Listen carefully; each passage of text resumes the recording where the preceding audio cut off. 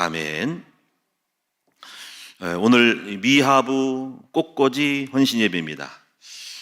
미하부와 꽃꽂이는 교회를 아름답게 꾸미는 부서입니다. 미하부 꽃꽂이가 굉장히 중요하죠. 우리가 이제 성경에서 여러분들이 성전을 수리하고 또 성전을 짓거나 또 성전을 수리함으로써 주시는 이 메시지를 성경에서 찾아서 꼭 가지고 있어야 합니다. 그 중에 이제 첫 번째가 오늘 학개서 오늘 1장에 대한 내용이고, 두 번째 부분이 열왕기 하 22장인데 바로 요시야 왕의 성전 청소에 대한 것이고, 또 세 번째 부분은 열왕기상 5장부터 있는 솔로몬의 성전 건축과 관련된 부서인데 이 부분을 한번 살펴보도록 하겠습니다. 먼저 오늘 본문은 선지자 학개에게 하나님이 말씀하시는 내용입니다. 그 오늘 내용의 요점은 뭐냐면은 너희가 이 성전이 이렇게 항폐했는데 너희들의 마음은 성전보다는 너의 집과 왕궁에 관심이 많았다. 그래서 너희들이 사업이 안 되고 또 장사가 안 되고 또 너희들이 열심히 일하지만은 곡식을 얻지 못했다. 그래서 아무리 열심히 일하고 쌓아놔도 전대가 구멍이 뻥 뚫려가지고 사업이 안 되고 돈을 모을 수 없었다라고 말하는 것들을 오늘 시간 이 학개 선지자가 왜 안 되는지에 대한 그 이유를 성전과 관련돼서 말씀드리고 있는 내용입니다. 그래서 여기서 보면은 6절에 보니까 너희가 만일 뿌릴지라도 수확이 적고 먹을지라도 배부르지 못하고 마실지라도 흡족하지 못하고 입어도 따뜻하지 못하며 일꾼이 삭슬 받아도 그것을 구멍 뚫어진 전대에 넣음이 되느니라. 또 이렇게 말씀했고, 또 10절에 보면 그러므로 너희로 말미암아 하늘은 이슬을 그쳤고 땅은 산물을 그쳤고 내가 이 땅과 산과 곡물과 새 포도주와 기름과 땅에 모든 소산과 사람과 가축과 손으로 수고하는 모든 일에 한재를 들게 하였느니라. 이렇게 추위와 더위로 인해서 어떤 사업들이 어려움을 당한다는 것입니다. 지진을 만나거나 태풍을 만나거나 코로나19 바이러스를 만나가지고 또 IMF를 만나가지고 산업에 누가 되고 손상이 되고 깨질 수밖에 없었다는 것들을 지금 오늘 성경의 학개 선자가 말해주고 있는 것입니다.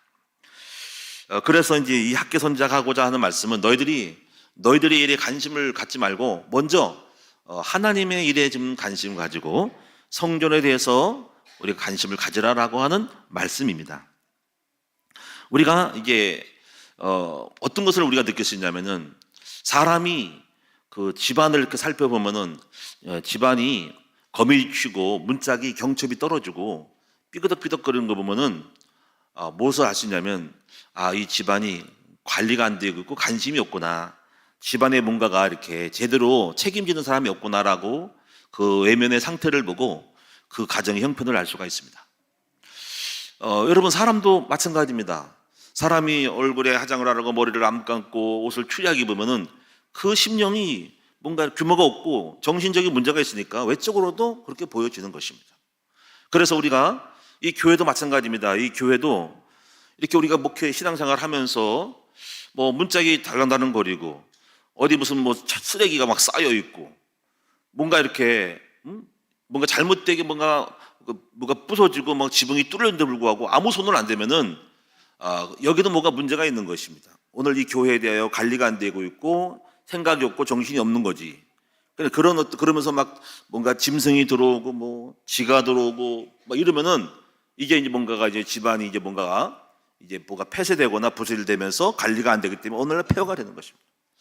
그래서 우리가 물론 작은 개척교회라도 상가라도 작은 교회라도 주인이 마음을 쓰면은 깔끔하게 단정되고 뭐라도 이렇게 간판이라도 이렇게 좀 약간 빈약하더라도 못이 제대로 박혀 있고 청소가 되어 있단 말이에요.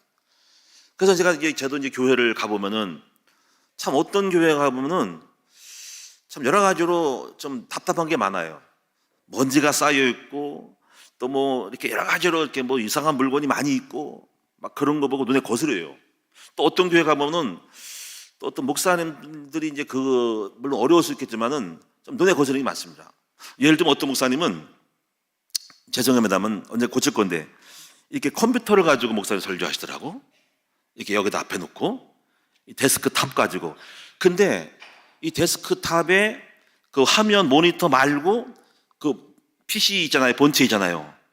본체가 여기 내려 있어. 상상해 보세요.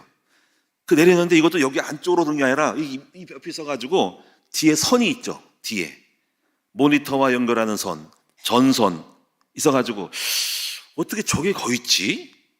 아니, 화분으로도 가리지. 우리 같으면 그게 마음에 안 들거든요. 그런 부분은 못마땅하거든요.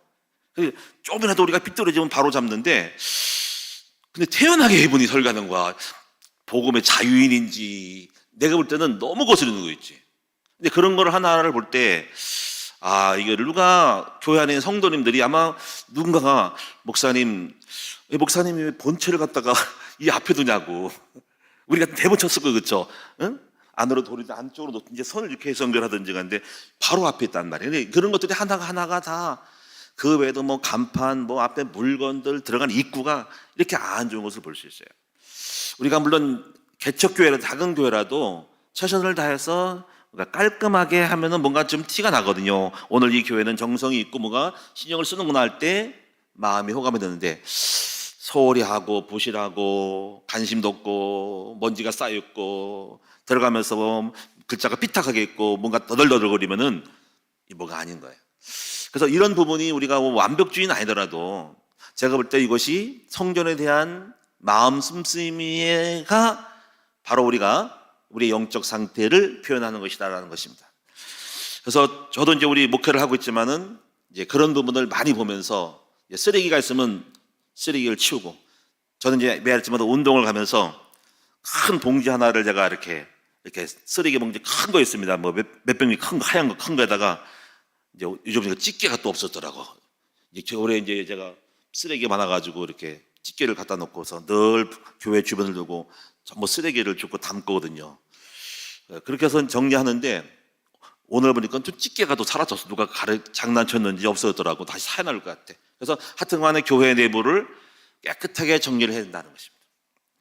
오늘 여러분 이제 부활절을 맞이해서 모든 교회들이 이제 세번맞이 대청소를 다 거의 합니다. 웬만한 교회 다 합니다. 그래서 저희 교회도 그래서 봄도 되고 부활절을 맞이해서 지난번에 우리 운영회를 통해서 온 교회를 싹 돌아보면서 구석구석 먼지를 닦아내고 청소하고 해서 총동원해가지고 온 성도들이 다 깨끗하게 모든 걸 다시 한번 대청소를 해야 한다는 마음으로 세번만이 대청소 이한 운영위원회를 해서 이번에 잘 할 것으로 생각이 됩니다. 근데 우리 큰나무교회는 이제 건축한 지가 얼마 안 돼가지고 그렇게 많이 손볼 곳은 별로 없어요. 그런데 그래도 한 번쯤은 돌아봐야 된다는 것입니다. 자, 그래서 두 번째로 우리가 볼 수 있는 것은 이 미하부와 꽃꽂이부는 이렇게 청소를 하다 보면은 여러 가지를 발견하게 되겠죠. 웬만하면 다 되는데 뭐가 떨어지거나 뭔가 부실 공사해야 되면 이걸 빨리 행정부에 연락을 해가지고 장로님 이게 뭐가 떨어졌어요, 본드가 떨어졌어요, 뭐가 너덜너덜거려요, 입구 들어온 입구가 뭐 떨어졌어요, 그러면 빨리 얘기를 해가지고 그런 부분들을 갖다가 수리할 수 있도록 서로 협조해가지고 잘 만들어서 최선을 다해서 우리가 이렇게 너덜너덜거리지 않고 먼지 없이 깨끗하게 정리해 나가는 것이 우리가 하나님을 향한, 교회를 향하는 마음이라고 생각을 합니다. 그 두 번째 부분 보시면은 여러분이 꼭 아실 것은 열왕기하 22장, 오늘 본문은 넘어가고요. 자, 열왕기하 22장을 잠깐 보도록 하겠습니다. 오늘 여러분 이 열왕기하 22장은 꼭 보셔야 될 것이 있어요. 이 요시야 왕의 그 종교 개혁이거든요. 그런데 22장 페이지 수는 600페이지입니다. 꼭 기억하세요. 요시야의 종교 개혁. 자, 22장 1절을 보도록 하겠습니다. 자, 찾으셨죠? 600페이지. 요시야가 왕위에 오를 때의 나이가 8세라. 8살 때 왕이 됐습니다. 예루살렘에서 31년간 다스렸습니다. 어머니 이름은 여디야요 보스가 아디야의 딸이더라. 요시야가 여호와 보시기에 정직히 행하여 그의 조상 다윗의 모든 길로 행하고 좌우로 치우치지 아니했다. 3절에 보니까 요시야 왕이 18살 때 왕이 무슬람의 손자 아살랴의 아들 서기관 사반을 여호와의 성전에 보내며 이르되 너는 대제사장 hil기야에게 올라가서 백성이 여호와의 성전에 드린 은 곧 문 지킨 자가 수납한 은을 계산하여, 아마 성전에 올라가면서 백성들이 은을 드린 것 같아. 그것을 수납하고 계산해 가지고 5절에 보니까 여호와의 성전을 맡은 감독자의 손에 넘겨 그들이 여호와의 성전에 있는 작업자에게 주어 성전에 부서진 것을 수리하게 하되. 요시야 왕이 참 훌륭하고 멋있는 사람이죠. 자, 성전을 수리하도록 이렇게 관심을 가진 것입니다. 성전 수리. 자, 그래서 이제 7절에 보니까는 그러나 그들의 손에 맡긴 은을 회개하지 말지니 이는 그들이 진실하게 하면은 동계산하지 말고 그냥 있는 대로 다 줘라. 진실하게 행하니까 알아서 하도록 들어온 거 가지고 건축에 쓰라고 하라고, 수리에 쓰라고 하십니다. 자, 이제 8절에서 이런 문제가, 이런 일이 벌어집니다. 대제사장 hil기야가 서기관 사반에게 이르되 내가 여호와의 성전에서 율법책을 발견하였더라 하고, hil기야가 그 책을 사반에게 주니 사반이 읽으니라. 이것은 뭐냐면 청소하다가 어떤 창고나 어떤 이런 함에서 성경책을 발견한 것이라 말이에요. 아마 여러분도 청소하다 보면은 겉으로는 안 보여도 분명히 여러분이, 저도 이렇게 가끔 가다가 이렇게 이런 함을 들여다봐요. 이 보면은 여러 가지 뭐 전지학 책도 있고 별거 다 있습니다. 또 성경책도 있고.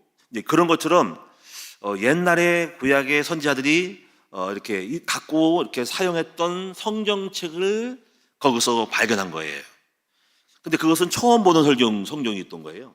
그래서 여기 대제사장 hil기야가 서기관 사반에게 이르되 성전에서 율법책을 발견했다라 하고, hil기야가 그 책을 사반에게 주니 사반 읽고, 서기관 사반 읽고, 이 사반이 이걸 가지고 왕에게 갖고 들어간 거야. 하면서 말하기를 왕이시여 성전을 청소하다가 성경책이 발견됐습니다. 그러니까 그래? 어떤 성경인데 새로운 거야? 그래서 우리가 그동안 못 봤던 것인데요. 한번 읽어보라 하는 것입니다.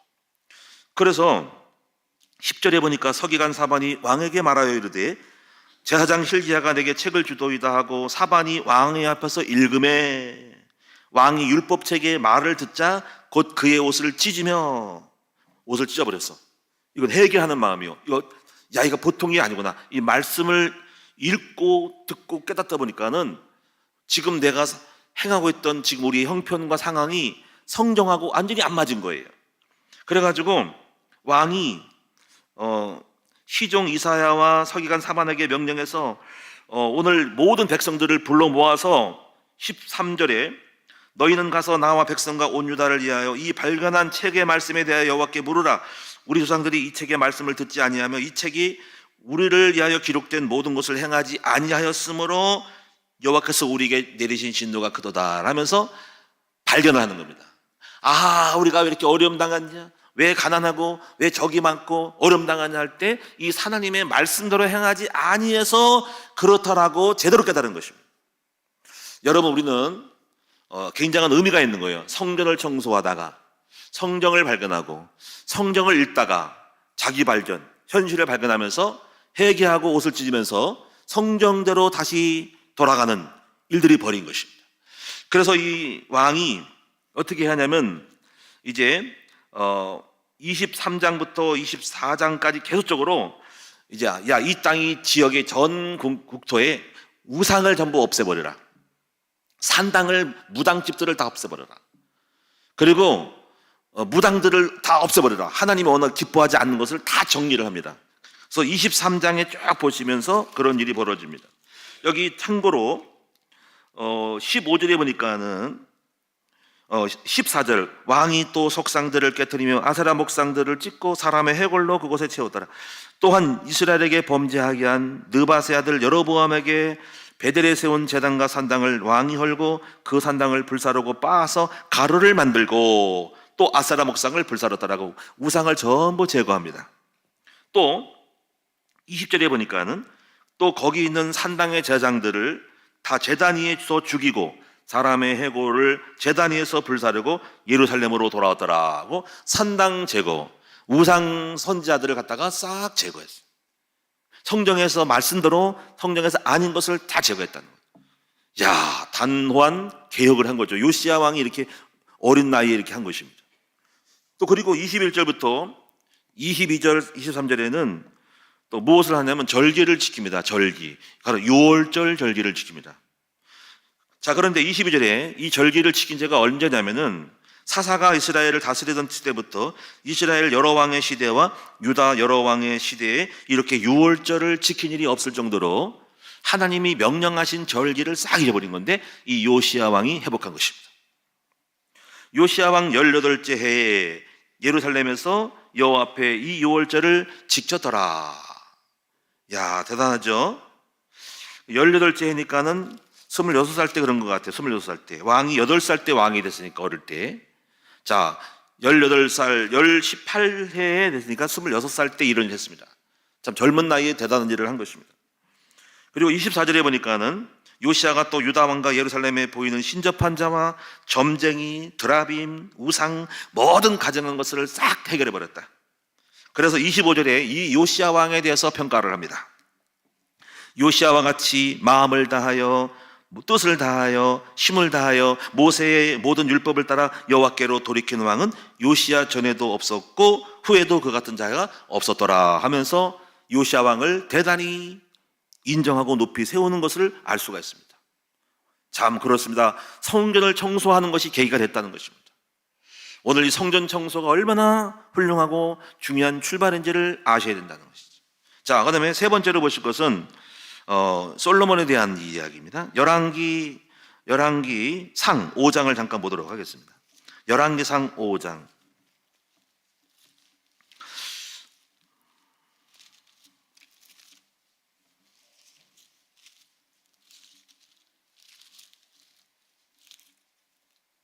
자, 열왕기상 5장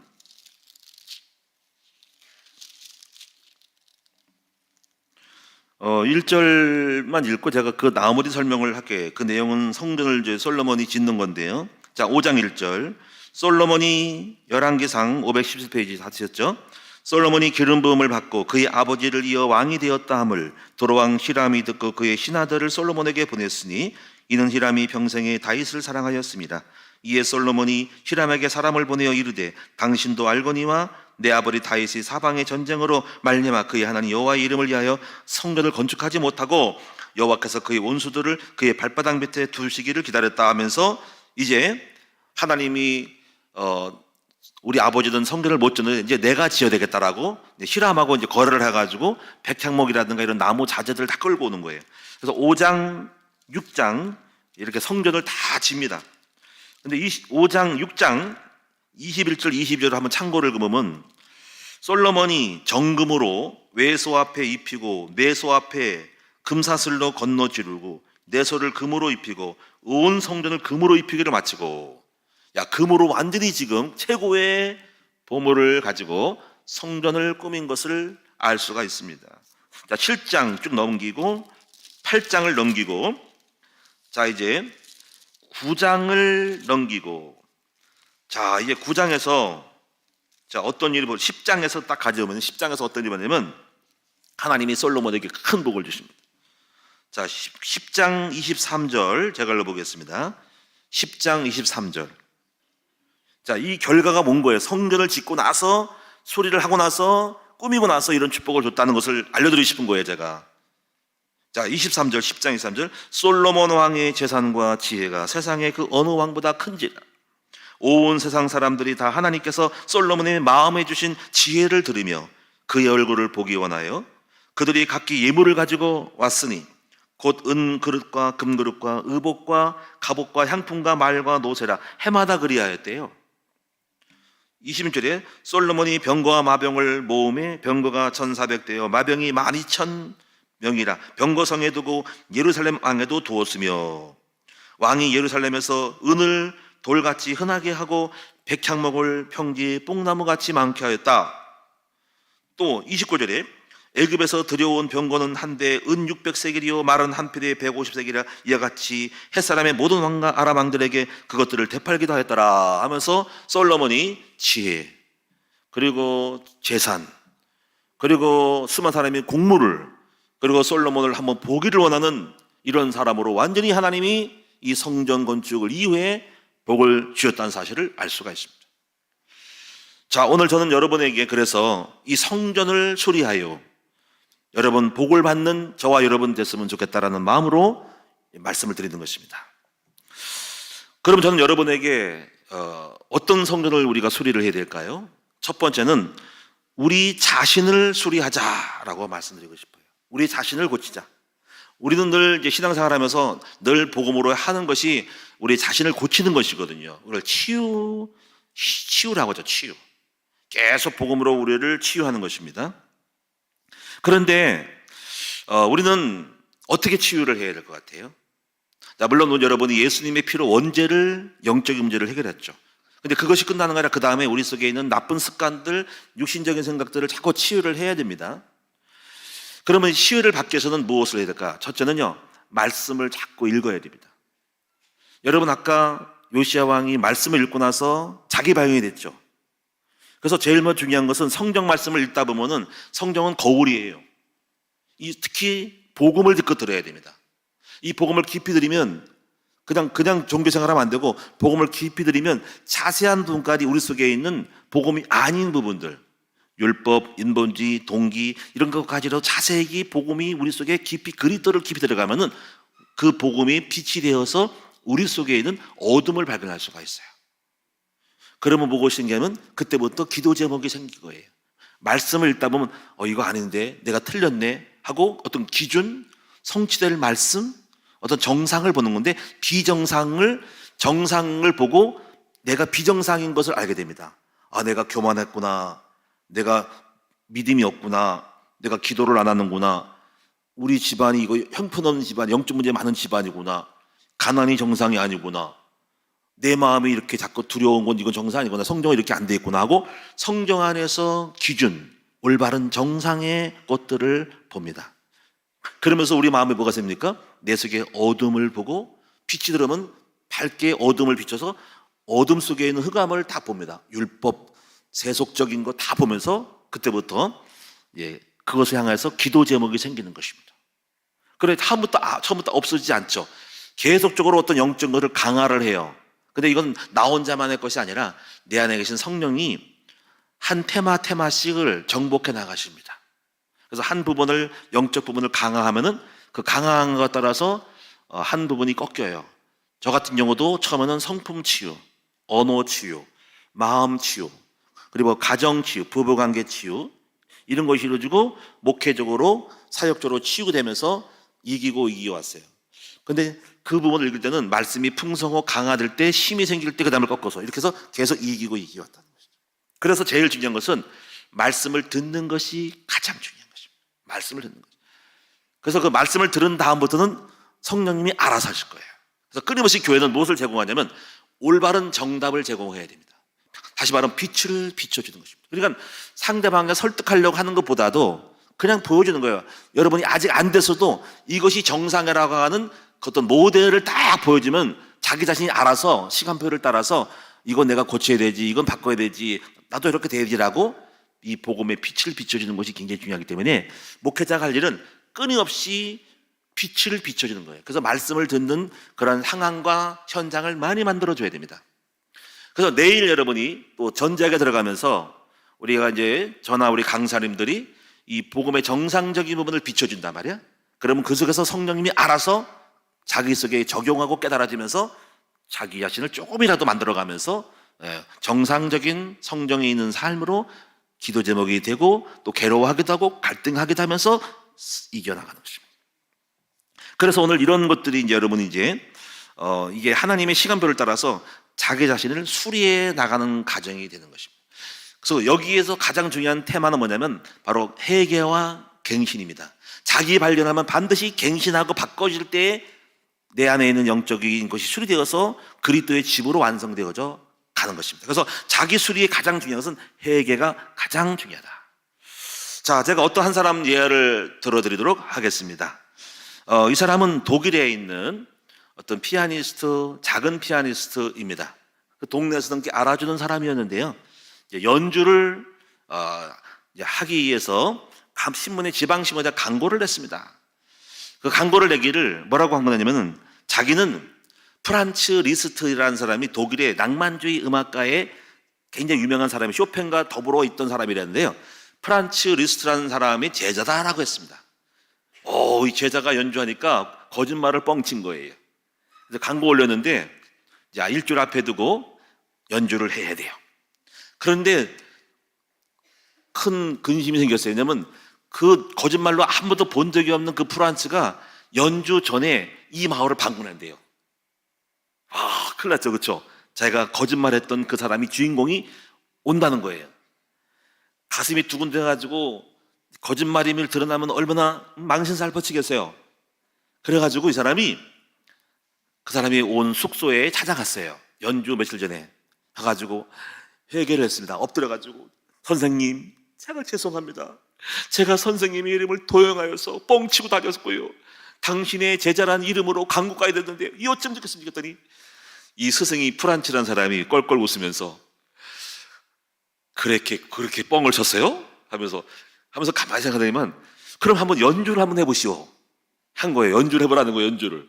그래서 이 사람이, 이 피아니스트가 자기 딴에는 최선을 다해서 막 연주를 한 겁니다. 연주한 겁니다. 그랬더니 한 얘기가, 당신 그 연주법이 틀렸고 박자 음적이 틀렸고 뭐가 틀렸기 때문에 고치세요 한 거예요. 그래서 고친 거 했더니, 그래서 이제 그렇게 했는데, 그러고 나서 이제 프란츠 사람이 한 얘기입니다. 당신은 이제부터 내 제자예요, 그런 거예요.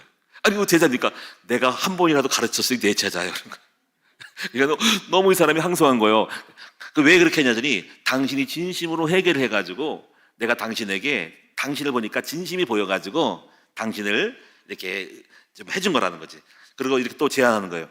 당신 연주회를 내 이름으로 나가되 한 번이라도 내 사사를 받았기 때문에 당신 내 제자니까 하시고, 내가 마지막에서 당신의 입장을 살려주기 위해서 마지막 연주는 내가 나가서 한번 내가 연주하겠어, 이렇게 했다는 것입니다. 그래가지고 그렇게 해가지고 대성공을 거뒀어요. 오늘 이 이하를 보면은 진심으로 회개하는 사람에게는 행운이 따르고 축복이 따른다는 것입니다. 비록 우리는 실수를 하더라도, 부족하더라도 진심으로 자백을 하고 회개하면은 여러분이 법정에서도 여러분이 그런 어떤 선처를 베푸는 것이잖아요, 그렇죠? 그래서 그런 회개가 하나님이 우리를 치유하시고, 부족하더라도 고백하고 회개하면은, 잘못을 고백할 때 주는 미쁘시고 의로우사 우리를 치료하시는 것이다. 자, 이제 두 번째 우리 자신을 수리할 것이 무엇이냐면, 우리의 가정의 등대를 수리하자는 것입니다. 가정의 등대. 여러분 등대 아시죠?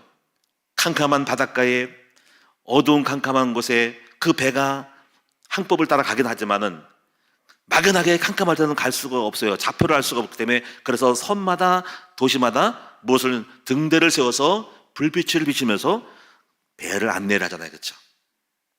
그 불빛을 보고 우리가 좌표대로 왔구나, 제대로 왔구나 하고 그 배를 항구에 접안할 수가 있는 것입니다. 오늘 여러분의 가정에 중요한 것은 뭐냐면, 여러분의 가정을 수리할 것이 뭐냐면, 여러분의 가정의 등대를 수리를 해야 돼요. 그럼 그 등대가 무엇일까요? 저는 가정의 등대가 있어야 되는데, 그 등대가 없으면 방황을 하는데, 가정의 등대는 가정 예배입니다. 여러분, 가정 예배를 수리하시기 바랍니다. 만약에 저희도 가족이 이제 많이 생겼죠. 벌써 우리 며느리도 있고 자녀들이 좀 꽤 되잖아요. 6에다가 며느리 또 이렇게 오고 사이도 있고 또 손자 손녀도 지금 4명이나 생겼으니까 가족이 많아졌습니다. 근데 만약에 가정 예배를 안 드리면 어떤 일이 벌어질까? 아마 굉장히 중심과 구심점이 이렇게 많이 끊기거나 각자 따로 국밥으로 살 수 있을 확률이 많아요. 비록 그 가정 예배가 짧고 간단하게 하지만은 그 가정 예배라는 것은 일종의 등대 역할을 하는 거라, 거기서 영적인 어떤 가문의 중심을 딱 세우고, 거기서 엄마 아빠 어른의 어떤 빛을 딱, 영적인 것을 이렇게 비춰짐으로 말미암아서 함부로 이탈하지 않도록 하는 그런 룰이, 바로 지시등이, 방향 지시등이 가정 예배라는 것입니다. 여러분, 이것을 아시고 혹시 여러분 가운데서 가정 예배를 못 드리는 가정들은 오늘 이 가정 등대를 보수하시기를 축원드립니다. 제가 목사님들도 많이 계시지만은, 목사님들의 자녀들이 많이 방황하는 것을 많이 보고 저한테 얘기를 많이 해요. 우리 아들이, 우리 딸들이 나이가 이렇게 많은데 불구하고 뭘 안 되고 뭐. 그러면 물어봅니다. 혹시 목사님 가정 예배 드리십니까? 했더니 가정 예배 안 드리는데요. 큰일 났다 싶은 거 있죠. 어떻게 목회자 가정이 가정이 안 되니까? 아무리 목회자 가정이라도 설교를 많이 한다 할지라도 그 가정에서 가정예배라는 등대를 안 세우면 자녀들은 구심점을 잃어버리고 바다에서 방황할 수밖에 없는 것입니다. 저는 우리 큰나무교회 성도들이 제가 경험하듯이 여러분의 자녀들을 불쌍히 막 너무 사랑한다면 방황하게 내버리지 말고 반드시 엄마 아빠가 집에서 일주일에 한 번이라도 꼭 가정 예배를 드림으로써 가정의 등대를 밝히시는 수리가 되는 여러분 되기 바랍니다. 불 꺼진 등대가 엄청 많아요. 한번 따라합시다. 내 가정에 불 꺼진 등대를 불을 밝히자. 세 번째는 오늘 예배당을 수리하자 하는 것입니다. 예배당을 수리하자. 오늘 여러분 이제 저희 큰나무교회는 특별히 수리할 것은 별로 없어요. 이제 청소만 잘하면 됩니다. 그런데 조금 여러분에게 제안할 것이 있습니다. 여러 가지로 지금 이게 2022년 후반기하고 상반기에 여러분이 이렇게 헌신해가지고 이 강대상을 아름답게 꾸몄고요. 그리고 오늘 여기 십자가도 잘해서 나름대로 또 불빛도 많이 밝혀가지고 옛날에 좀 어두웠거든요. 잘해서 굉장히 만족을 하고 수고하시고 헌신한 분들에게 감사를 드려요. 그런데 몇 가지 할 게 있어요. 그 첫째가 뭐냐면 오늘 제안하는 겁니다. 1층의 디모데홀에 의자를 좀 바꿔야 됩니다. 제가 늘 봐도 옛날에 색깔을 좀 잘못 선택해가지고 약간 어둡침침하고 그리고 너무 이게 15년인가 20년 거의 됐습니다. 정항동에 있을 때 10년 있었고 성정을 한 6년 넘었기 때문에 거의 아마 16년, 7년 됐기 때문에 좀 바꿀 필요가 있습니다. 그래서 오늘 이 시간을 이후로 여러분이 부탁을 드립니다. 이제 1층 디모데홀에 여러분이 성전 의자를 교체하시도록 좀 헌신을 했으면 좋겠다는 것입니다. 요즘 또 무엇이 많이 들어오냐면 세미나를 이렇게 학원에서 하는 분들이 많이 오시더라고요. 제가 좀 미안한 감이 있어요. 누치해서 제가 면해가지고 그분들이 이렇게 왔을 때 그래도 교회 멋있다라고 해가지고 해서 서비스를 해줘야 되거든요. 왜냐면 교회는 지역에 봉사를 해야 되거든요. 근데 그런 부분에서 빈프레터는 해서 다행인데 좀 의자 부분이 약간 걸려요, 마음에. 그래서 그 생각을 하다가 오늘 요즘은 성전 수리와 관련해서 여러분에게 제안을 하는데 우리는 늘 잘해왔잖아요, 그렇죠? 여러분이 1인당 한 사람씩 얼마라도 제가 한 10만 원씩 얼마 할지 모르지만 한 100명 정도 해가지고 여러분이 한번 이제 우리 청해주일 거의 다 끝났어요. 청해주일도 헌금 들어와서 제가 청해 전달할 것이고 이번에 한번 디모데홀 예배당 의자 헌금을 한번 해보자. 그리고 별로 할 거 없죠. 한번 여러분에게 부탁을 드리고 정식으로 출범을 하도록 그렇게 하겠습니다. 그래서 여러분이 특히 여러분 내 자녀들, 남편들 내 남편이 아직 안 나온다 그러면은 우리 남편 믿음으로 저기 의자 만들어서 앉을 거라는 믿음을 가지고 내 자녀가 교회 안 나와 그러면 내 자녀가 저 의자 앉을 거라는 믿음 가지고 했으면 좋겠다라는 마음이 생깁니다. 여러분이 마게 기도를 부탁을 드리겠습니다. 제가 이제 뭘 깨닫냐면요. 앞으로 몇 가지 할 것이 있어요. 그거 뭐냐면 엊그저께 그 노회를 갔어요. 제가 임원이라. 근데 어떤 노회장 목사가 이런 얘기 하더라고요. 목사님, 저희 교회도 이제 좀 신났습니다. 무엇이 신났습니까? 들어보니까는 저희 교회 주일학교가 없었대요. 그래서 내가 깜짝 놀랐어요. 아니, 지금 노회장 목사가 주일학교가 없었다고? 애들이 없었대요. 그래서 이렇게 얘기하는 거 있죠. 얼마 전에 성도님 자녀가 2명이 들어왔고요. 또 몇 명이 들어왔대요. 그래서 내가 깜짝 놀랐어요. 그 정도로 교회가 주일학교가 없어? 근데 저희 교회는 어떨까요? 애들이 넘쳐요. 넘치죠, 그렇죠? 근데 속으로 우리 교회는 엄청나게 많은데. 근데 이 생각이 들어서 깨닫게 해줬어요. 많다고 방심하면 안 되겠구나. 그래서 내가 우리 아이들이 지금 많다고 방심하지 말고 다른 교회는 애들이 없답니다. 그럼 우리는 은혜를 받은 거라는 거지. 그럼 이 아이들에 대해서 더 신경을 써야 한다는 마음을 가졌어요. 야, 하나님이 우리 아이들 오는 것이 은혜구나. 청년들이 교회 오는 것이 은혜구나. 우리 아이들에게 투자를 좀 해야 되겠다 싶은 생각이 드는 거 있죠. 그래서 1번 타자로 젊은이 교회 그 의자를 바꿔서 여러분이 그렇게 예배를 드리신 항정으로 또 자꾸 오고 싶고 앉고 싶은 장소를 만들면 좋겠다라는 생각이 들었어요. 괜찮죠? 앞으로 제가 하고자 하는 것도 앞으로 학교를 세워서 우리 아이들을 최고로 행복하게 만들어주는 것은 그다음 큰 비전이고 또 하나 이런 제안들은 이거는 앞으로 기도 제목인데 우리 장로회 당회를 의논해야 되는데 어떤 분이 그러더라고요. 목사님, 옥상 꼭대기에다가 뭡니까 공 차는 거, 응? 응? 풋살장? 이 풋살장 만들어 달라는 거예요. 그게 가능하나? 근데 오장님한테 물어봤어요. 오장님 그거 뛰다가 건물 무너지는 거 아니더니 지장은 없대. 그래서 일단은 한번 견적은 내봐야 되겠다. 기둥 세우고 망치고 밑에 까는 건데 그거 하면 참 좋겠다 싶은 생각이 듭니다. 하여튼 이런 생각이 들었어. 하여튼 제 중심은 우리 아이들이 청소년들이 교회에 자꾸 오게끔 재미나게 교회에 자꾸 오고 싶은 교회를 만들어야지 교회 미래에 희망이 있다 하는 것입니다. 하여튼 여러분이 기도해 주셔가지고 최선을 다해서 우리 아이들을 섬기고자 하는 마음이 있기 때문에 여러분이 이렇게 알아주시고 우리 함께 앞으로 우리에게 부족하고 모자란 부분들을 계속 만들어 갈 수 있기를 축원을 드립니다. 우리가 앞으로 여러분이 하나님의 집인 성전을 아름답게 꾸미는 것이 저와 여러분이 복을 받는 길임을 알고 우리 함께 힘을 다해서 우리 하나님의 몸된 교회를 미하부 꽃꽂이와 함께 만들어 갈 수 있는 저와 여러분 됐으면 좋겠습니다. 기도하겠습니다. 살아계신 아버지 하나님, 이제 성경에도 보면은 하나님의 집이 피폐해져서 우리가 복을 받지 못한다는 것을 학개서를 통해서 말씀을 했습니다. 또 하나님 요시야 왕은 성전을 수리하다가 성경을 발견하여서 성전을 수리하고 우상을 깨닫고 벗어버리고 그리고 하나님의 나라를 아버지 현장에 회복한 것을 보게 됩니다. 솔로몬은 또 성전을 수리하고 건축하다가 큰 복을 받고 지혜와 부유함을 받은 것처럼 우리 큰나무교회도 성전을 사랑하고 우리 성도들이 성전을 너무너무 사랑해서 이렇게 아름답게 꾸몄는데 이제 좀 더 우리가 좀 더 잘해서 우리가 다 복을 받을 수밖에 없는 우리 미아부와 함께 동역하는 우리 모두가 되게 하여 주옵소서. 감사드리며 예수님의 이름으로 기도드리옵나이다. 아멘.